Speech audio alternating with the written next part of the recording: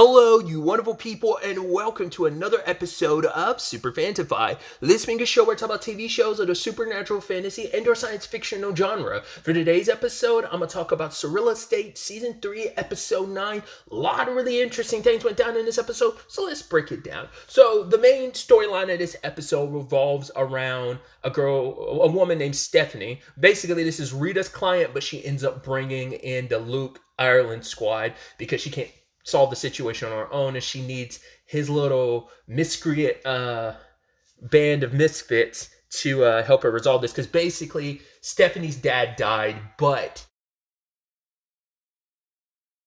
she's always had to solve riddles to get him to like anything in her life she ever wanted. Birthday presents, allowance, like Christmas was hell for her.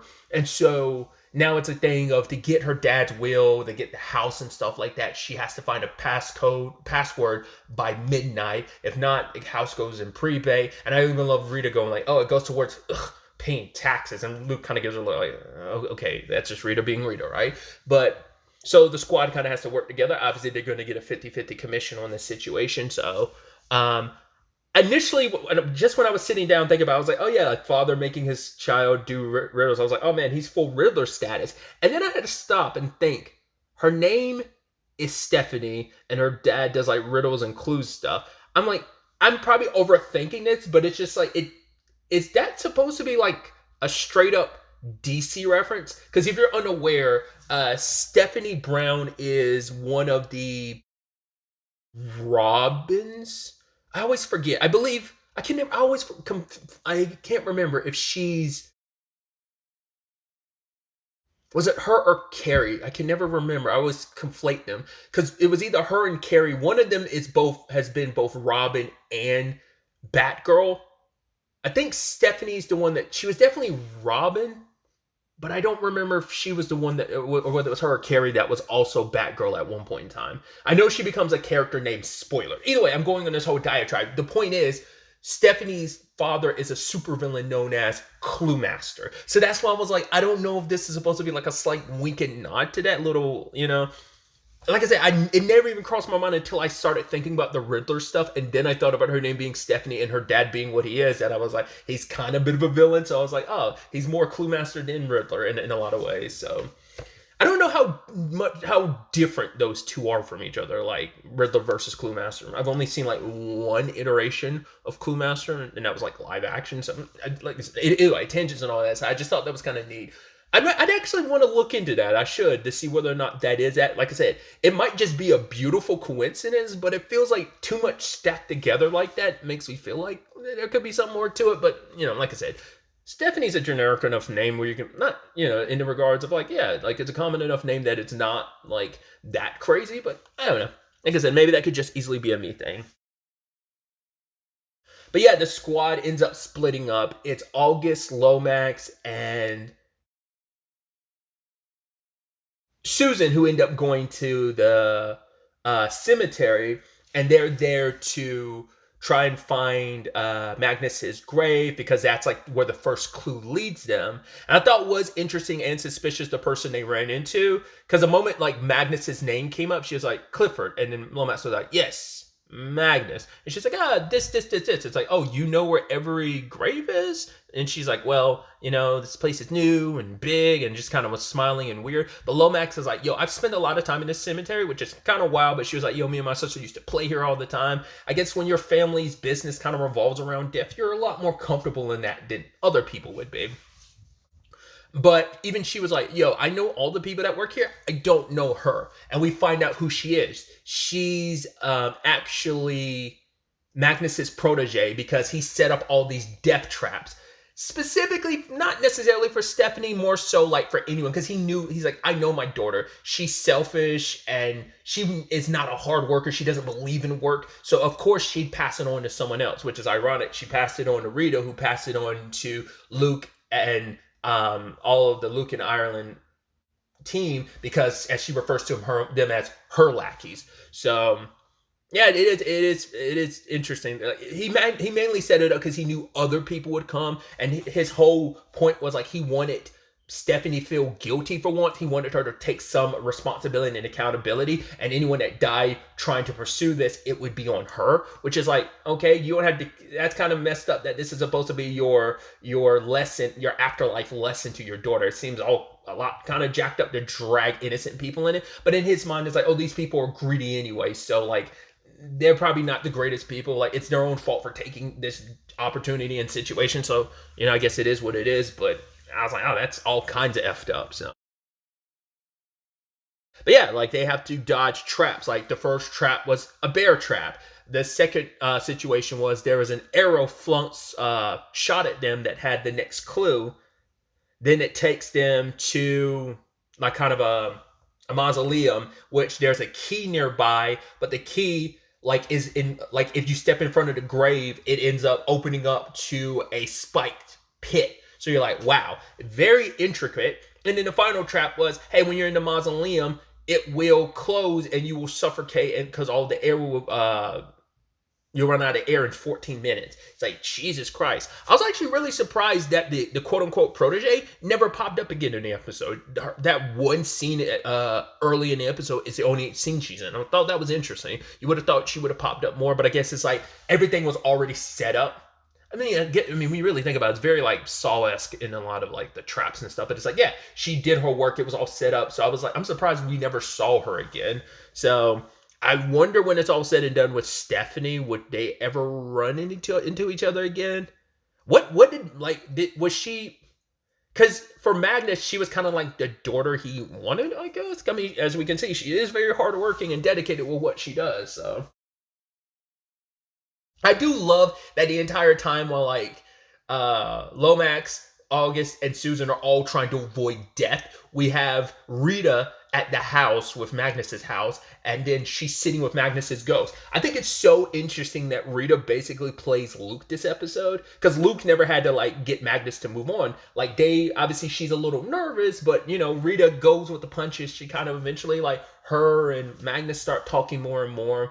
And she gets to know him a little bit more. They're joking and drinking. And she's like, whoa, are you still? And he's like, I'm a corpse, not a Methodist. And they're like, ha, ha, ha, ha, ha. So it's like, she's nervous initially, but then it kind of goes, well, I mean, to be fair, she kind of has to play to like, hey, you kind of got me trapped in the house, so I kind of have to placate you a little bit so you let me out. So, because I did also wonder, I'm like, why did it take Rita so long? It's like, you were definitely in the house for a couple hours. Why did it take you so long to call for help? To be fair, it's like, August and them, their phones were being jammed. And I guess that was the protege doing that. But like, I'm sure Magnus probably did a similar thing to Rita, because he finally let her call Luke to be like, yo, your team's in trouble. And then, but he immediately like cut the call after a while. He's like, oh, come on, we got to still make this be fun. But anyway, staying on them really quickly, the back and forth that they had where they were talking about children. And I did think it was interesting when Rita was kind of like, oh, like children. I was like, yeah, they start off adorable, but then they're smelly, this and that, not the bad of it, and kind of, and the way she was talking about it, I was like, that's too specific. Like, I mean, I guess you could just be around children and know they're smelly, but I'm like, that seemed so specific. And I'm like, do you have a kid? At first I was even thinking like, did you have a kid but give him up for adoption type of situation? And then, Magnus even tells her later on, it's like, okay, you're the smart one not having kids. And then her saying like, right, that's me, the smart one. Then I was like, did you give up a child? Or is that just regret from the fact is that you never did have children? Because she's like, my first husband did, but then like her other husbands were selfish and she calls them basically children themselves. So, so that was interesting. But like Magnus did not have a lot of the good memories about his daughter because he didn't think she was the greatest, but he remembers one time when she was a child, he was working and he would have had to leave immediately again, but they sat down, had a tea party. She talked about her day, he talked about his, but it was mainly about work. But even she was like, oh yeah, me and my panda are, sad to hear that your business deal didn't go well. And for her, it's like, for him, it's like that was like one of the only times in her eyes I could see like, or at least that's in his memories, because we have a tendency to only focus on the bad. Like, it does erode the good. in a lot of ways in any relationship. I know because I've done that. Just romantic relationships where I'm like, oh yeah, like there was a period of time where I only focused on the negative aspects. I was like, no, there was just a lot of good too. But I'm also a very pessimistic person by nature. And Magnet seems to be kind of a douche, so it kind of makes a lot of sense that he would. I mean, we didn't really know Stephanie enough, and it's only a one-sided perspective. I mean, to be fair, we kind of got both sides where she's like, yo, my dad basically tortured me by making me like have to work for everything. But it kind of, in his mind, that plays into like, oh, her lack of work ethic and not want to actually work. Once everything kind of handed to her, she's selfish, she's greedy. But for him, it's like that one moment in life, it's what he remembers. Like, there was nothing in her eyes but like affection, versus any other time, all I saw was selfishness and greed. Um, Luke ended up helping save the day, the squad when they were close to running out of air. And he basically used his gift in reverse because he's like, all right, here's all the ghosts. Basically, instead of tapping into the ghosts, I'm finding like the signals that are living humans. And he ended up opening the door for them. They split up. And Luke had an interesting conversation with the ghost, which we'll talk about later. And that led them to finding the password. And they put it in. And the password ended up being, was it Steph, you're going to hate this. And it turns out Magnus left her nothing. He cut her out of the will. And you could tell even then, like even saying that, it's not like he was joyful about it. You could tell like those words kind of sat heavy on his tongue. Because even he admitted, like, right, like that, thinking back on that memory, he was like, I'm starting to remember there were a lot more good times for Stephanie. But now it's like, right, it's all set in stone to what can be done. And even, Rita was like, and Rita being kind of like a very selfish person herself, sticking up for Stephanie, being like, do you really want that to kind of be your legacy? Like, you're going to leave her daughter with absolutely nothing? Like, isn't that kind of cruel? And he actually had another will prepared before he ended up changing it to the one that's there. He's like, yeah, a point in time when I was a little bit more magnanimous. This is one that includes her and lets her have everything. So I guess the whole point is like, yeah, just pretend you didn't find the will on my computer and you don't have to worry about it being contested. Because that being the more modern will could, like, I think that's also I would assume that's how that would work. That you would have to find, like, if that will that Rita has and the one that her and Luke found with the password, like, because it's the more recent will, that one is the one that stands in the eyes of the law. So you just have to pretend like, we didn't find that password, we didn't find that will, you just have to kind of let that be a buried secret type of situation. So, and now Stephanie gets to, like, oh, my dad, cared about me. And he's like, oh, you could put it underneath a piano that's high above. And Rita's like, or I could just hand it to her. And then, like, to make him feel better, she's like, or, you can make her feel guilty for the rest of her life. Like, this familial guilt over, like, oh my God, like, I had resentment towards my dad, but he left everything to me. And now it's like she'll have to work through that throughout the rest of her life in therapy. And Magnus is like, ooh, I like that. I was like, once again, these two connecting like this. And that ended up helping him pass on. Luke didn't even do that. I don't know if, because Luke probably wouldn't have been able to approach it that way. It took a very specific person. This is the Rita approach. Like, it's so interesting because Luke would have never been able to approach this from that viewpoint. He probably would have tugged at his heartstrings, which his heartstrings were tugged at a little bit, but giving into that very, like, mean-spirited side of him, which Rita is very mean-spirited, it kind of goes hand in hand, so it was kind of like the perfect pairing. So she did something that I don't think Luke could have done. I don't think he could have approached this situation. So I think that's gonna very interesting, like, perspective of having, because I don't think that's really happened so far in the show. Maybe I'm misremembering from season 1 or season 2, someone else dealing with the spirit like that. Usually it's Luke kind of handling, I mean, usually obviously it's a team effort, but Luke's the one that usually talks to the spirit and helps nudge them in the right direction. So it's just kind of interesting. But yeah, we do get the reveal about Rita herself that, hey, she does have a daughter that she's estranged with. We don't know what the relationship is. It probably is the thing of she chose her career over her child. And I'm assuming, like, the child is from her first marriage. I wonder, is her first husband still around? The same, like, I mean, what I mean is, like, is he still alive? What about the other two exes? Are they alive too? I mean, like I said, the other two didn't want children, but her first ex did. So I'm curious if that's, like, I would assume that's the dad, but I don't know. But Rita being who she is, you can kind of see why a child will probably butt heads with, like, oh, like, you're not the greatest mom, you're not the most attentive mom, you're so career orientated, but she's trying to reach out to her. And I think that's a beautiful theme of this episode, is about like maybe things not being too late. There's so many facets to it. We have Luke and his mom at the beginning of the episode, because obviously a lot of last season was coming to terms with that, finding his mom, and then also like burying kind of the past. And obviously she has regrets. It's like, oh, like things played out the way they did. And she talks about Elvis, where it's like, I'm starting to wonder, did they not know the truth about Elvis? Did they do that, get rid of the toy because it was like, oh, I just want to free, because like Luke doesn't remember that time, and she remembers it a little bit, but she's like, yeah, we knew you heard stuff and voices, but you'd sit there sometimes and you talk about the things that he would, and she said sometimes you would respond with such like an older and wiser voice, because I guess of the spirits that he was talking to. But it's like, I guess because the way Malik talks about it, he makes it seem like it was a Carl and Luke situation. So maybe Luke just doesn't remember. Because I'm curious, like, did they never know that there was something more to Elvis? That maybe it was just a thing of, well, we need to get this away from our son. Like, we don't know. I mean, maybe they knew there was a spirit associated with it. Maybe not. Or maybe they were just like, maybe this just needs to be away from our son. Because maybe they think like all the voices he was hearing, which she herself is hearing voices. The problem is she doesn't have her gift isn't as strong as his. Because like they would come and go and they'd be faint. And she couldn't respond to them the way Luke is. Like Luke's gift is stronger than hers in that capacity. So.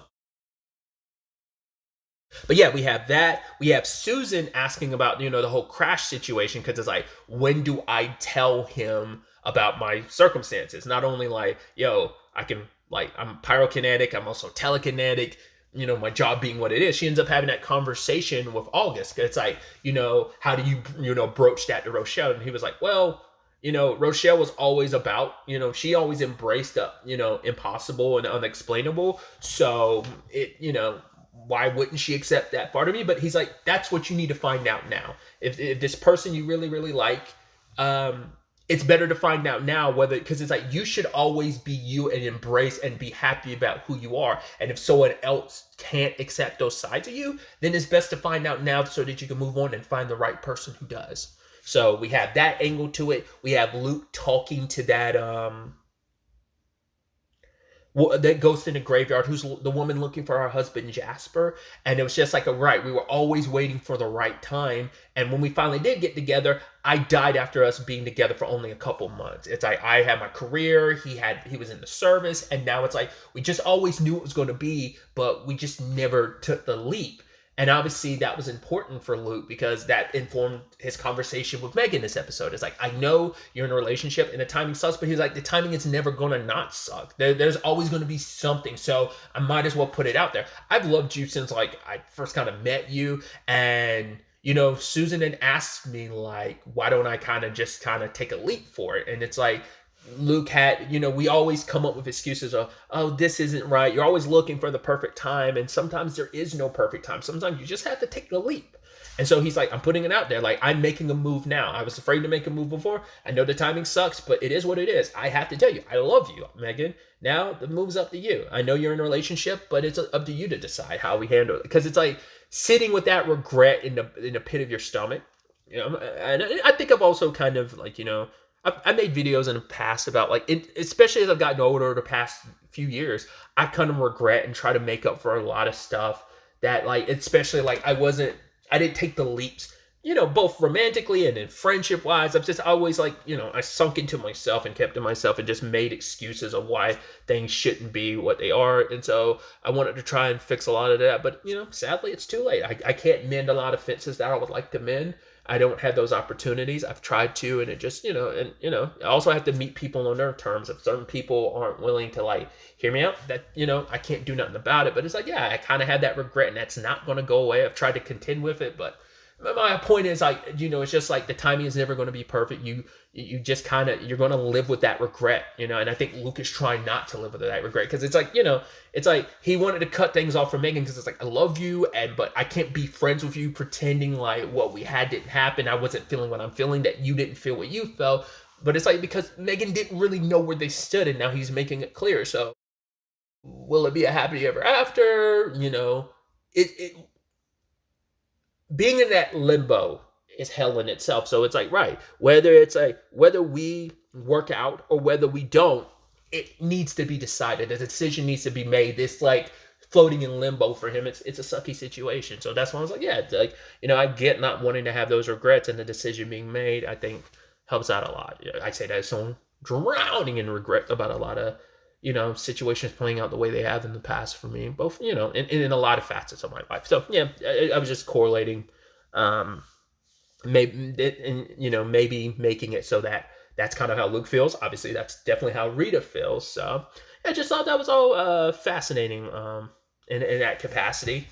An angle to this episode, I didn't go the way I thought it was. When Rita initially brings up, like, oh my God, Magnus's house. I know a client that could want this. You should tell Tyler about it. The moment she brought that up, I was like, oh my God, she's going to because Luke is like, no, you don't want to get in bed with Tyler. And I was like, oh my God, she's going to still do it anyway. And she does. But I was like, oh my God, Tyler's going to kill her, because what's Magnus's whole thing? Not Magnus, Malik's whole thing is he wants to drown Luke in sorrow and grief to make it easier to take control of him. It's also his payback to him. But you're like, well, it's Rita. Like, would he care that much? It's like, yeah, it might be Rita, but it would still be the thing of he likes Rita enough, But it's also like, oh, you feel guilty because anything that happened to Rita would be because of her connection to you.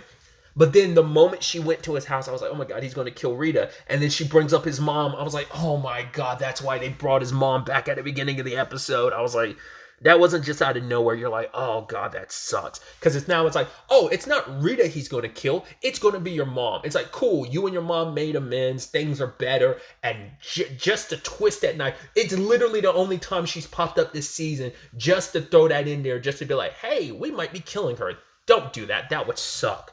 But Tyler shows up because he now knows, like, oh, Luke's mom's in town, because he doesn't know that Luke and his mom have mended fences, so he doesn't know, like, oh, they are in a better place now. But either way, he shows up and he twists that knife because he's like, oh, your son needs you. You're not going to abandon him once again, because he was around, I guess, as Elvis, he was around, when because that's why she doesn't have much insight, because the whole like dealing with Elvis thing happened after she had already left. So yeah, he goes into her place and you're just like, oh my God, he's going to kill her, isn't he? At the very least, I'm like, please use her as a hostage to get Luke. But it's like, he's going to kill her just to drown Luke in more sorrow. And it's just like, I don't know if he's going to win in the end. I'm so curious to see how this plays out. Like, please don't kill his mom, but there's a good chance they are, just to break his heart. And, Susan, I don't know if they're going to correlate and connect that. Like, obviously, Susan lost her mom. Obviously, different circumstances than Luke losing. I mean, that's also another angle, too, that Susan having to deal with, like, although she had a time in the war with her mom, her mom's going. So, like, that just kind of, I just want to throw that in there, too, because I was like, oh, yeah, the whole reinforcing the whole angle of these thematic element and theme of this season, just not having enough time. Think you have all the time in the world. But either way, I'm curious to see where the next episode takes us. Obviously, it's the season finale. I brought it up in a previous episode. I get the feeling like Tyler might win. Well, Malik might win in the end and still end the season having possessed Luke's body, and the squad doesn't know. I brought up like the parallel to like Susan's house situation last season. But I'm also wondering now, like, yeah, it might just be like his mom dies, and then I'm also thinking like it's the twisted thing, but like maybe, well, I was about to say no, because like not unless if the Megan and Luke thing doesn't work out and the Crash and Susan thing doesn't work out, but or maybe it could be like a no, both relationships do work out, or maybe they don't. And I was always linking Luke and Susan together, but it's like maybe it doesn't work. Maybe they do respectively stay with Megan and Crash respectively. But yeah, I'm so nervous for his mom, because I get the feeling like they might do the thing of either we open the next episode with her already dead, or him like holding her hostage and she dies by the end of the episode. I wonder, will like Luke deal with Malik himself, or will it be like the other beings that are involved in all of this end up coming after Malik for failing? We'll see. Or I mean, maybe Luke's able to use that to his advantage to have them deal with Malik.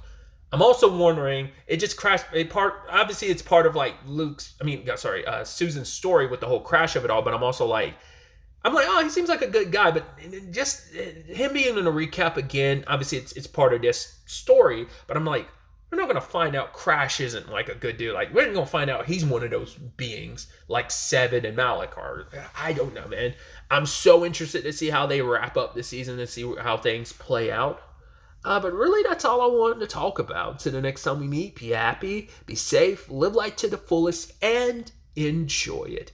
Good day and goodbye.